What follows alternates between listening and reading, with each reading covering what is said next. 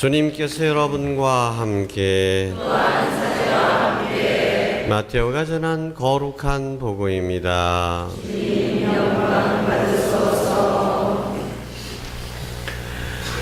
그 무렵에 세례자 요한이 나타나 유다 광야에서 이렇게 선포하였다. 회개하여라. 하늘나라가 가까이 왔다. 요한은 이사야 예언자가 말한 바로 그 사람이다. 이사야는 이렇게 말하였다. 광야에서 외치는 이의 소리, 너희는 주님의 길을 마련하여라. 그분의 길을 곧게 내어라. 요한은 낙타 털로 된 옷을 입고 허리에 가죽띠를 둘렀다. 그의 음식은 메뚜기와 들꿀이었다. 그때 예루살렘과 온 유다와 요르단 부근 지방의 모든 사람이 그에게 나아가 자기 죄를 고백하며 요르단강에서 그에게 세례를 받았다. 그러나 요한은 많은 바리사이와 사두가이가 자기에게 세례를 받으러 오는 것을 보고 그들에게 말하였다. 독사의 자식들아, 다가오는 진노를 피하려고 누가 너희에게 일러주더냐? 회개에 합당한 열매를 맺어라.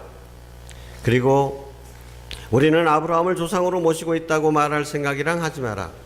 내가 너희에게 말하는데 하느님께서는 이 돌들로도 아브라함의 자녀들을 만드실 수 있다.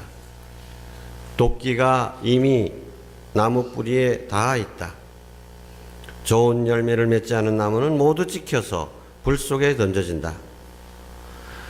나는 너희를 회개시키려고 물로 세례를 준다. 그러나 내 뒤에 오시는 분은 나보다 더 큰 능력을 지니신 분이시다. 나는 그분의 신발을 들고 다닐 자격조차 없다. 그분께서는 너희에게 성령과 불로 세례를 주실 것이다.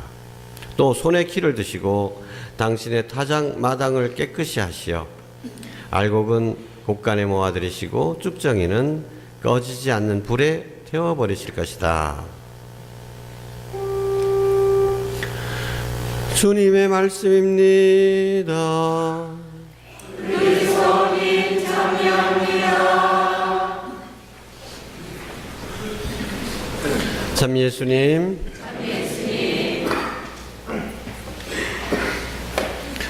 요즘 텔레비에서 저를 본 사람이 많이 있을 겁니다. 근데 텔레비에서 저를 보면 반갑습니까? 좀 씁쓸합니까?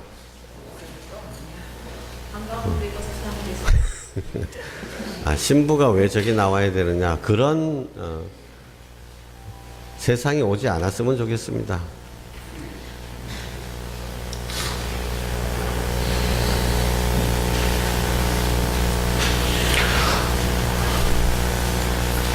많은 분들이 성당에 오면 아이고 일주일 동안 세상에서 사느라고 고생 많이 했는데, 자, 성당에 오면 세상에서 살았던 거 다 잊어버리고 깨끗한 이야기, 거룩한 이야기, 마음의 평화를 주는 이야기를 듣고 싶고 그렇게 정화되어서 나가고 싶다, 이런 바람들을 갖고 계실 겁니다. 그래서 가끔 정치 이야기를 들으면, 세상 이야기를 들으면 아우 여기까지 와서 그런 이야기를 들어야 되나 하고 안타까운 마음 또는 또 불평하는 마음도 있을 것입니다. 그런데 우리가 성당에 오는 목적이, 여러분 지칠 때 좋은 커피점에 가서 커피 한 잔 마시면서 좋은 음식, 좋은 음악을 들으면서 편안하게 지내고 싶다, 그와 비슷한 겁니까? 여러분들이 그런 마음으로 성당에 오신다면 저는 성당을 위해서 봉사할 마음이 눈꼽만치도 없습니다.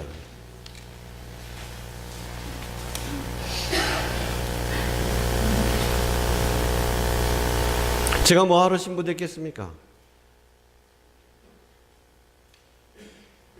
여러분들에게 달콤한 한때의 휴식을 주기 위해서인 것 같습니까? 오늘 세례자 요한은 도끼가 나무 뿌리에 닿아 있다라고 경고를 합니다. 대림절을 맞으면서 우리는 어떻게 살아야 될까? 주님을 기다리는 우리의 자세는 어떠해야 하는가? 그것이 여러분들의 귀에 거슬릴지라도 여러분들의 귀를 달콤하기 위해서 하는 말이 아니라 진정 여러분을 구원으로 이끄기 위해서 가끔은 여러분들의 삶의 뿌리에 도끼를 찍어야 될 때도 있습니다. 그것이 잘못된 터전에 자리 잡고 있다면 찍어버려야 합니다. 그 역할을 해야 하는 것이 바로 예언자입니다.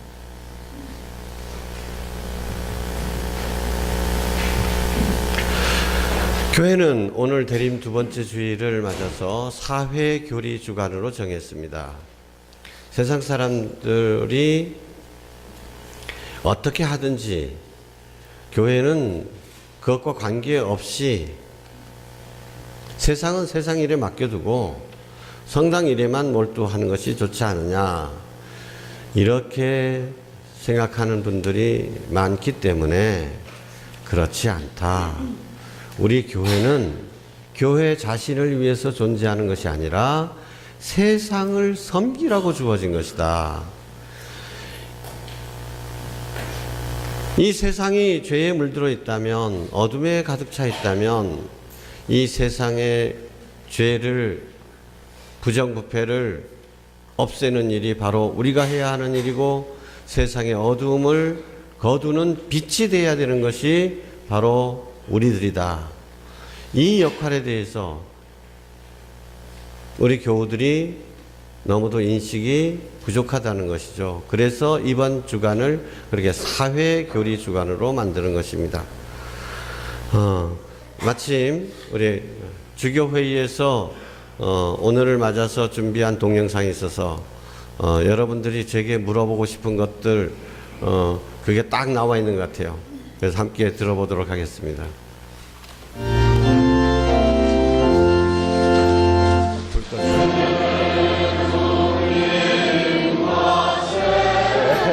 안녕히 가세요. 네, 좋은 하루 되세요. 네, 안녕히 가세요. 신부님 안녕하세요. 안녕하세요, 안혜수자매님. 잘 지내시죠? 예, 저는 잘 지내고 있습니다.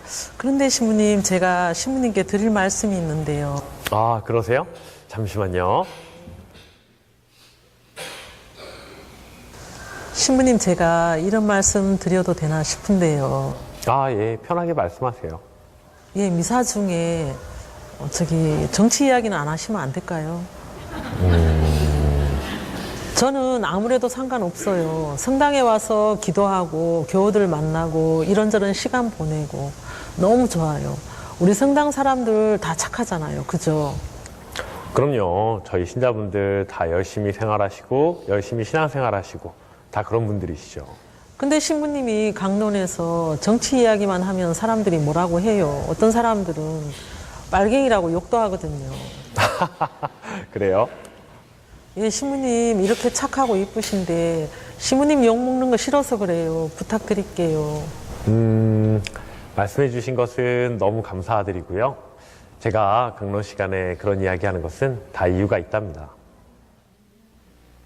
교회, 사회, 그리고 정치. 이런 말들이 함께 있으면 불편하신가요? 하느님께서는 사회와 정치에 관심이 없으셨을까요? 아니요, 관심이 많으셨습니다. 나는 이집트에 있는 내 백성이 겪는 고난을 똑똑히 보았고 작업 감독들 때문에 울부짖는 그들의 소리를 들었다.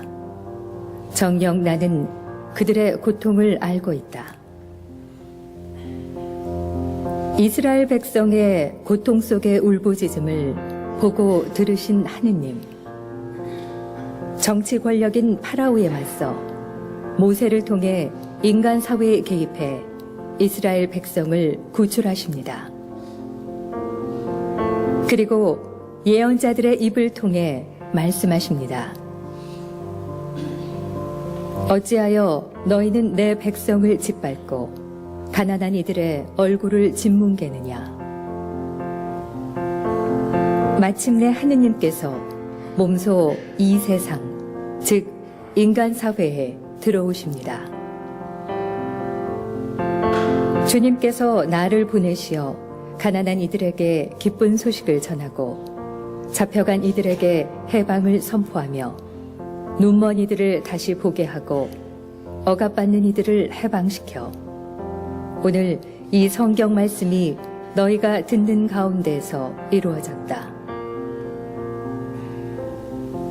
하느님께서는 인간 사회에 대해 보고 듣고 말씀하시며 예수님을 통해 행동으로 보여주십니다. 우리는 기도합니다. 아버지의 뜻이 하늘에서와 같이 땅에서도 이루어지소서. 이 세상에 대한 교회의 가르침, 이것이 바로 사회 교리입니다.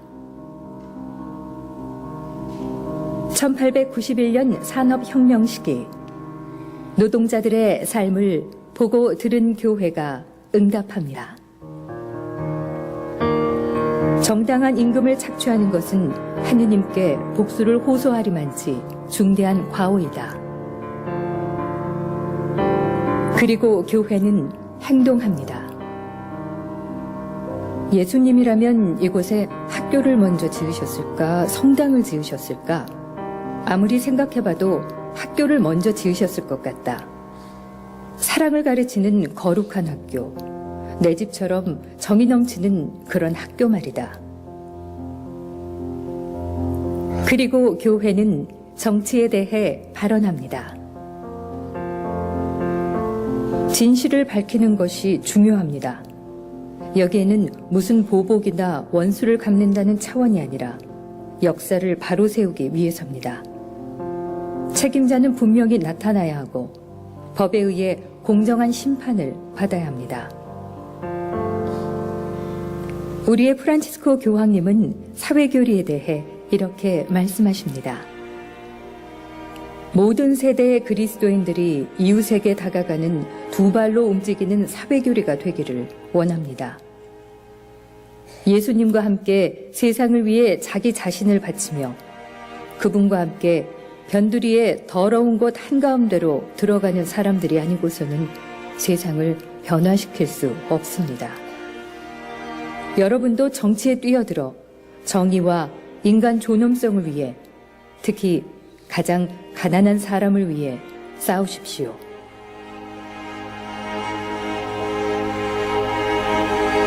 결국 하느님이 그러셨고 예수님이 그러셨고 교황님이 그렇게 말씀하시고 행동하시고 있습니다. 그게 바로 사회교리고요. 신부인 저는 당연히 그분들의 뒤를 따라 살아가야 하는 의무가 있는 것입니다. 완벽하게 제가 이해는 가지는 않지만 신부님 뜻을 조금은 알 것 같아요. 그런데 신부님, 그럼 저나 일반 신자들은 무엇을 해야 되나요? 하루하루 바쁘고 힘들게 사는데 거리 미사나 집회에는 한 번도 참여할 수가 없는데요. 네, 맞아요. 사실 현실적으로 어려움이 많이 있죠. 그래서 제가 부탁드리는 건 바로 관심입니다. 관심이요? 네. 지금 우리 사회에서 더 힘들고 어렵고 고통받는 사람들에 대한 관심. 예를 들어 세월호 유가족, 해고 노동자 등 그 사람들이 왜 시위에 참여하고 단식을 하고 저렇게까지 하나. 그리고 이 사회를 이끌어 나가는 정치에 대한 관심.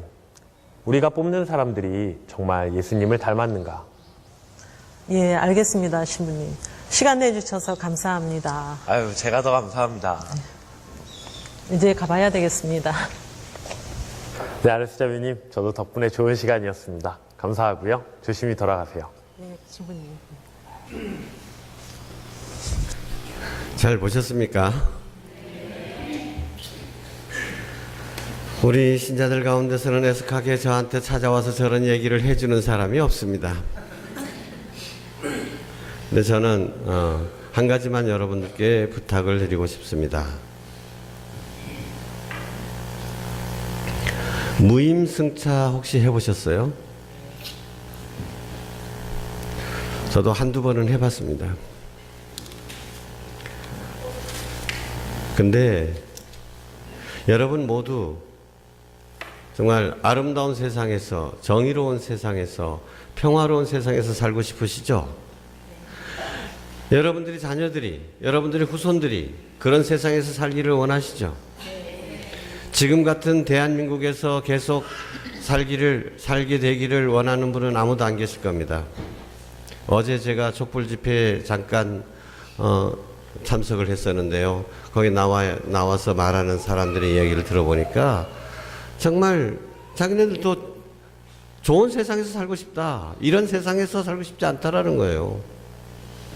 학생들 열심히 공부하면 공부한 만큼 거기에 따라서 이화여대도 들어갈 수 있어야지, 따지도 않은 금메달 가지고 어머니가 백 써가지고 이래가지고 시험도 안 봤는데도 학점 받고 이런 식으로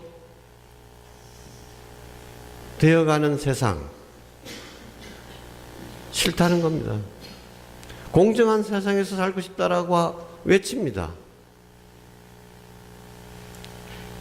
그 사이에 권력을 이용한 부정부패, 권력남용, 온 사회 부분에 다 녹아들어 있습니다.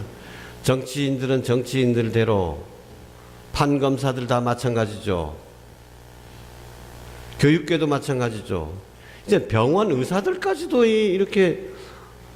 그래서 왜 백남기 그 어르신이 돌아가셨을 때 사인이 뭡니까? 물대포 맞아 죽은 거 아닙니까? 그 어린이들도 다 아는데 병사라요. 병 들어 죽었대. 이게 왜 이런 억지를 쓰나 했지. 알고 보니까 다 그 작품들이에요. 이게. 세월호 그게 도대체 어떻게 된 건지 왜 속 시원하게 드러나지 않을까? 지금 보니까 뭔가 말 못할 보톡스를 맞았는지 무슨 미용 수술을 했는지 도대체 왜 그걸 제대로 국민들에게 알리지 못하나? 뭔가 속사정이 있다라는 이런 세상, 이런 어둠을 걷어내고 싶다, 밝은 세상에서 살고 싶다, 다 그런 이야기들이었습니다. 근데 그건 여러분들도 마찬가지입니다. 그런데 그런 세상에서 살고 싶어 하면서 뭘 하고 있느냐는 겁니다. 남들이 그런 세상을 만들어주면 나도 그냥 그런 데서 살고 싶다? 무임승차입니다. 그런 세상에 살고 싶으면 그런 세상을 만들어야죠. 누가 만들어줍니까? 남들이 만들어주길 기대할 것이 아니라 내가 희생하더라도 내가 앞장서서 만들어 나가야 되는 것입니다. 그것이 십자가에 달리신 예수님의 일입니다. 제발 살기 좋은 세상을 바라시면서 남이 만들어 주리라고 기대하지 마십시다. 그것이 바로 하느님 나라를 건설해야 하는 우리 그리스도인들의 사명입니다. 누가 해야 될 거냐? 주님께서 우리에게 묻습니다. 누가 갈까? 누구를 보낼까? 이사야 예언자가 대답한 대로 주님, 제가 여기 있습니다. 저를 보내주십시오. 제가 이 땅에 하느님의 나라가 이루어지도록 아버지의 뜻이 하늘에서와 같이 이 땅에 이루어질 수 있도록 노력하겠습니다. 이렇게 주님께 응답하는 우리가 되기를 바랍니다. 아멘.